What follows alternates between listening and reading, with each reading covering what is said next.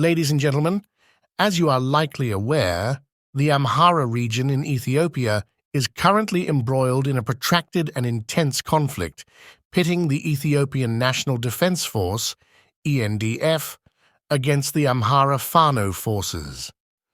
This video aims to provide you with a comprehensive overview of the latest developments on the battlefield and the complex dynamics at play. The situation on the ground is fluid and dynamic, and we have received real-time updates directly from the battlefield, which we will share with you in this video.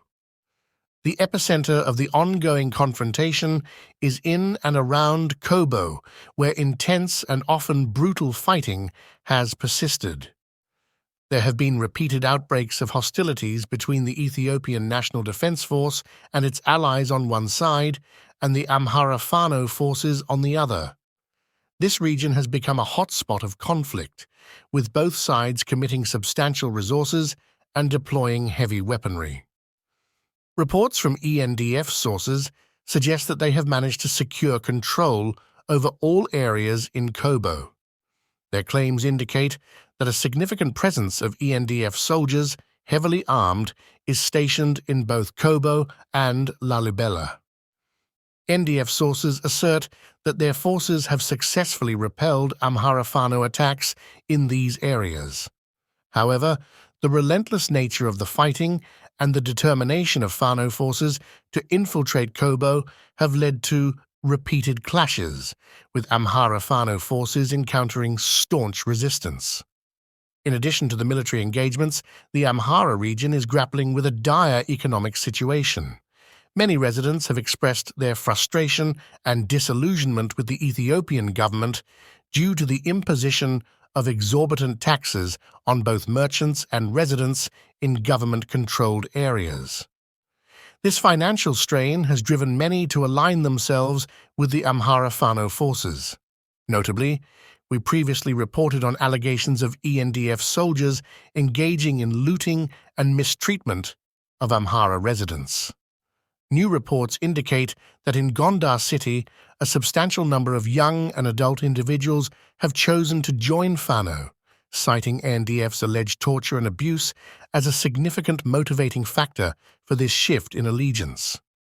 Furthermore, it is essential to acknowledge that Fano-controlled areas prioritize the protection of certain professionals, such as teachers, veterinary and human doctors, underscoring their commitment to maintaining essential services amid the turmoil. Tragically, disturbing reports have emerged from the Denkez district in Gondar city, where it is alleged that ENDF has been involved in the tragic deaths of several child shepherds, including Tizibtu Tigab, 4 years old, Jimba Kenor, 8 years old, and Temesgen Tezero, 10 years old.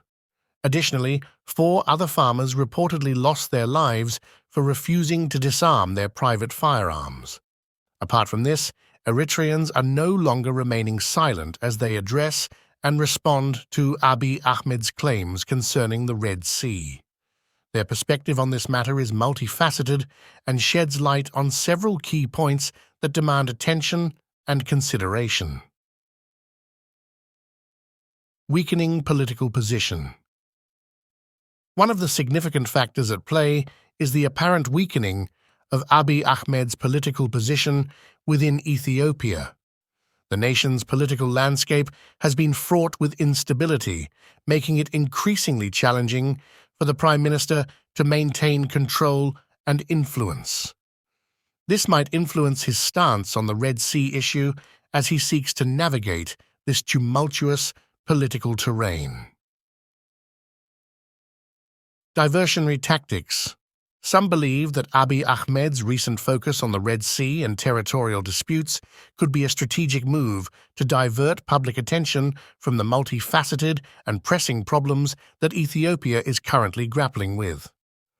By shifting the narrative to international disputes, the Prime Minister may hope to deflect scrutiny from domestic issues.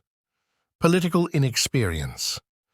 Critics argue that the Prime Minister's statements and actions related to the Red Sea issue reflect a lack of political maturity and leadership skills. It suggested that he might not fully comprehend the gravity of the consequences that his provocative rhetoric may entail. President Isaias's remark. President Isaias of Eritrea is reported to have stated that the Prime Minister chews more than he can swallow, indicating a perception that Abiy Ahmed may be overreaching or overcommitting with his assertive positions on the Red Sea. Representation of Oromo people. Many Eritreans are of the opinion that Abiy Ahmed's stance on the Red Sea issue does not accurately represent the views of the Oromo people, a significant ethnic group in Ethiopia. This disparity underscores a potential disconnect between the Prime Minister's rhetoric and the broader Ethiopian population. Prioritizing national issues. Given the vast size and complexity of Ethiopia, there are voices that argue that Abiy Ahmed's primary focus should be addressing and leading the nation effectively, rather than engaging in territorial disputes and external matters. Prioritizing internal challenges and needs is seen as paramount. 5 years in power. It's been 5 years since Abiy Ahmed came to power with high hopes for transformative change.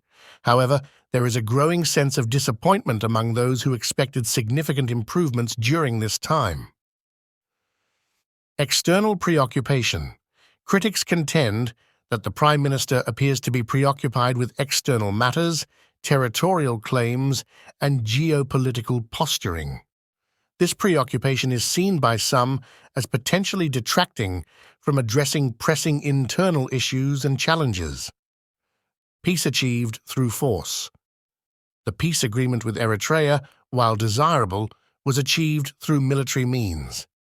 This has raised questions about the necessity of resorting to military force to establish peace, and whether it aligns with diplomatic principles and international relations norms. Widespread support for Eritrea.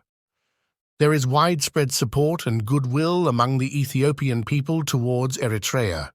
The majority of Ethiopians are considered friends of the Eritrean people, which raises questions about the rationale behind any confrontations related to the Red Sea and the potential harm it may cause to these established bonds. In sum, the perspectives shared by Eritreans provide a nuanced and critical view of Abiy Ahmed's approach to the Red Sea issue, his broader political strategy, and the complex context of Ethiopian politics. They emphasize the importance of focusing on domestic issues, resolving disputes through peaceful diplomacy, and nurturing the existing positive relations between the peoples of Ethiopia and Eritrea. These insights reflect the evolving and intricate dynamics in the region, demanding careful consideration in the international discourse.